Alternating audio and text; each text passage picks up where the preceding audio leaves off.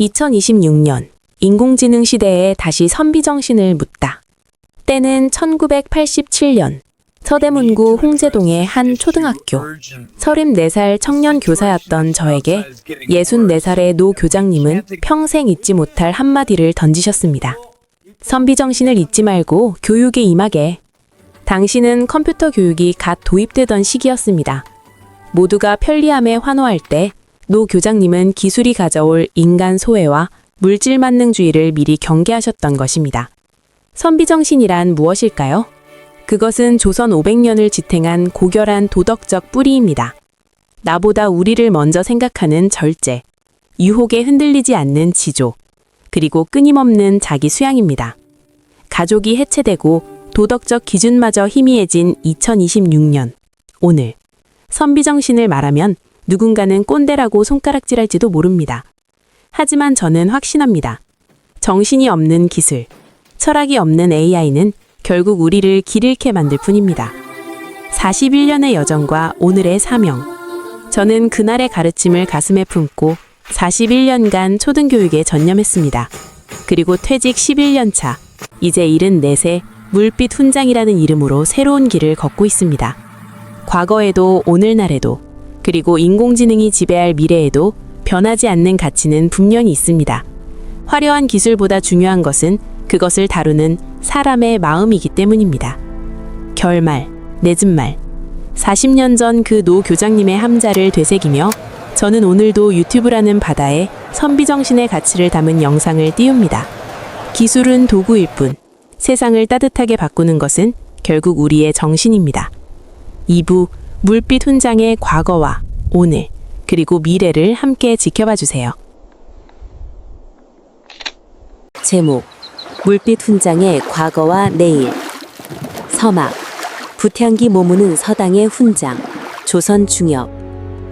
맑은 계곡물 소리가 끊이지 않아 물빛 서당이라 불리던 곳. 그곳에는 대쪽 같은 선비 김 훈장이 있었다. 흙벽으로 든 소박한 방에서 아이들의 글 읽는 소리가 낭낭하게 울려 퍼질 때면 그는 회초리를 든 손에 힘을 빼고 창밖의 자연을 응시하곤 했다. 그는 성리학의 이치를 가르치면서도 계절마다 피어나는 이름 모를 들꽃과 밤하늘의 별자리에서 우주의 섭리를 읽어내는 뼛속까지 학자였다. 그의 세상은 붓과 먹, 그리고 자연의 이치로 가득 차 있었다. 제1막 격동의 바람, 개화의 물결, 개화기. 세월은 흘러 고요했던 조선에 거센 변화의 바람이 불어닥쳤다. 한양거리에는 전차가 굉물내며 달리고 양복을 입은 사람들이 거리를 활보했다. 물빛 훈장은 상투를 자르는 대신 변화를 직시하기로 했다. 그는 낡은 사진기를 들고 거리로 나갔다. 렌즈를 통해 본 세상은 빠르게 변하고 있었고 그는 기록해야 한다는 사명감을 느꼈다. 그는 서당의 문을 닫고 신식 학교의 교단에 섰다. 따뜻한 난로가 놓인 교실에서 그는 붓 대신 분필을 들고 아이들에게 영어와 세계 지리를 가르쳤다. 옛 것을 익히고 새 것을 알아야 한다. 온고지신이라는 그의 가르침은 격변의 시대를 살아갈 아이들에게 등불이 되었다. 제2막 시공을 초월한 도약 2025년으로의 여정. 어느 깊은 밤 나라의 미래를 걱정하며 밤하늘을 올려다보던 그에게 믿을 수 없는 일이 벌어졌다. 강렬한 빛에 휩싸인 그는 눈을 떴을 때 지구를 내려다보는 우주선 조종석에 앉아 있었다.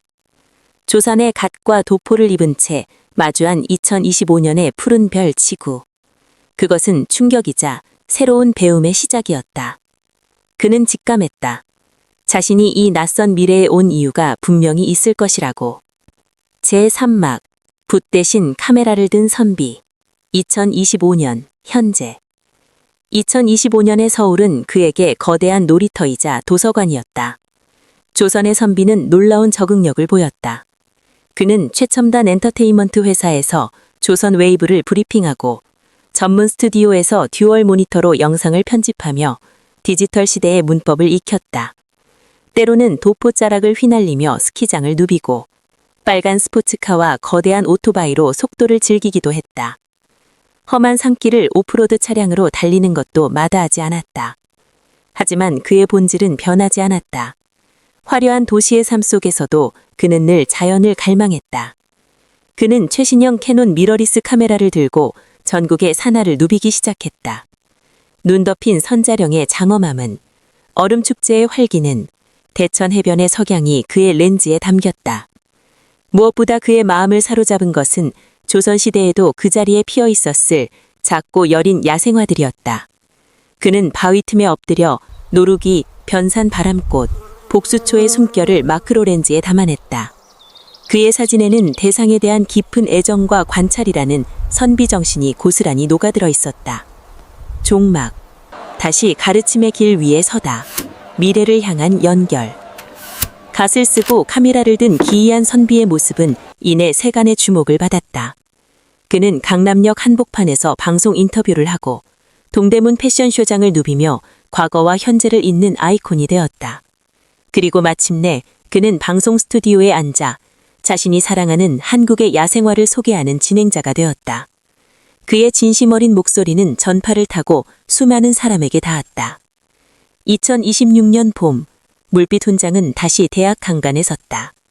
붓과 먹 대신 거대한 스크린과 마이크가 그와 함께했다.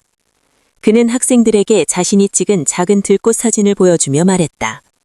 세상은 변하고 도구는 달라지지만 아름다움을 보는 눈과 이치를 탐구하는 마음은 변치 않습니다. 이것이 제가 수백 년의 시간을 건너 여러분에게 전하고 싶은 이야기입니다. 조선의 물빛 훈장은 그렇게 21세기의 첨단 기술을 빌려 변치 않는 가치를 가르치는 진정한 스승으로 오늘을 살아가고 있다. Although this story is a fictional tale woven by Mulbit Hunjang and Gemini, it carries a profound message for us living in the complex modern world. As the deep winter of 2025 draws to a close, with regrets for the passing year and hope for the bright year of the fire horse, Bing Unyen, ahead, please listen to the powerful message Mulbit Hunjang delivers to modern people, filled with his deep love for wildflowers.